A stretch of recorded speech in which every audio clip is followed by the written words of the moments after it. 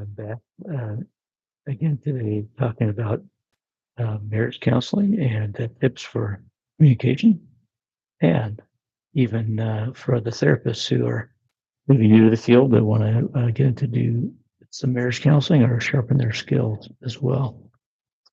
It's also a place if you are a therapist to share things that you might have tried that you feel have worked with your couple, and that's always definitely. Um, uh, Useful information for me, I know. So again, welcome. This is Gary Daly from Salem, Oregon. I'm a marriage counselor here in Salem, and yeah, just today is a beautiful day here in Salem, 91 degrees, which is kind of crazy. So it's pretty neat outside. Um, and Yeah, and so I've had some sessions this morning. I have a break now and lunch here in a few minutes. And so then I will, which again, I assume is typical for other therapists. I'll be here in the office till 7 p.m. tonight. Um, so it's, I don't have a long time to do this today, but I thought it would be good to see if there's others to connect with that might benefit from some help today or some questions. If you have some questions, just let me know.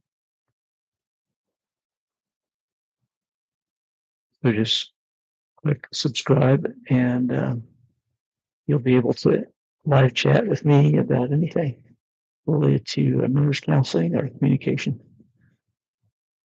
As I said earlier this morning, I was doing a live chat earlier just about communication and color being. Now, there may be many other reasons, but the number one, when I ask couples, what do you want to see change in the next 2 weeks? By far, it's communication. And what they really mean is conflict. They want to learn how to solve conflict so they're not always arguing. Now, why they argue could be lots of different reasons.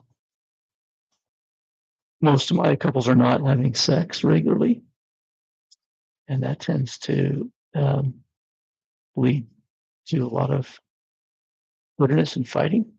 But it's kind of circular, right? So sometimes we're not having sex because we're fighting, and then we continue to fight because we're not having sex. Um, so, I mean, there's a lot to that. But certainly, sex is a reflection of an unhealthy communication pattern.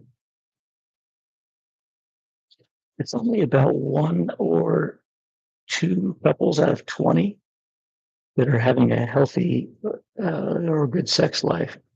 Um, Most of them, about 18 out of 20, are not.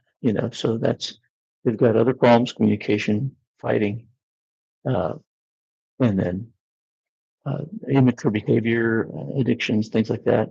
But then sex is a big part of that too. So lots of different things. About a third of my patients, which includes some individual people, are addicted to marijuana. Maybe more than a third, but right around there. So you've got marijuana addictions are just really blowing up here since in Oregon since they legalized it a number of years ago. But so and that creates problems for married couples' marijuana use. Not only is the addictive nature and whatever comes with that, like time being spent doing drugs versus communicating or other family matters, but also people just don't communicate well when they're under the influence of a drug.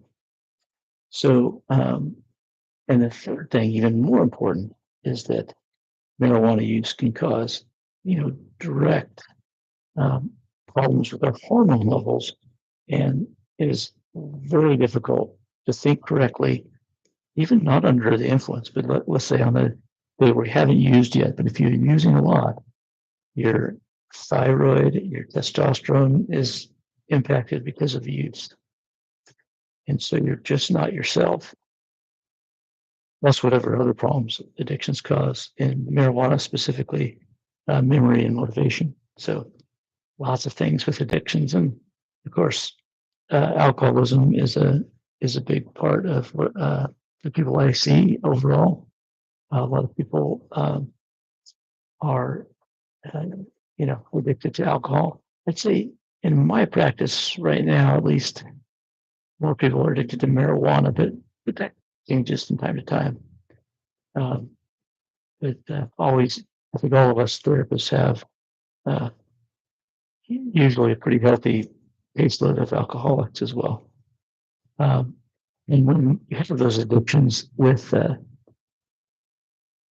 unknowledge, obviously creates huge chaos. So um, the communication, especially alcohol, you're talking about most people that are alcoholics struggle with anxiety and a lot of times anger, not always, but a lot of times because anger will help keep the anxiety down, but it doesn't, obviously it doesn't work well. Too many side effects, and same with alcohol itself. It can help sometimes reduce anger and anxiety, but it's a poor medicine for that. It's short term and it makes things worse in the long run. So yeah, that's a really difficult thing. The hardest part in marriage counseling with addictions is which happens a lot, which is when the person doesn't feel like they have a problem, yet uh, by all appearances from their spouse sharing what's happening in their life, they themselves sharing their use. It's evident many times that the person is an alcoholic, has a legitimate alcohol addiction, and they just don't believe it or see it or want to see it. And so very difficult to get help for that couple, but it is possible if the other partner, the non-using partner, can learn to communicate a little differently. It's not a guarantee, but can make things kind of open the door for some healing for the alcoholic or drug addicted person. So I don't know if that's has been helpful for you, but I will. I'm gonna have a good lunch right now. We'll do this again later. All right, take care. Bye bye.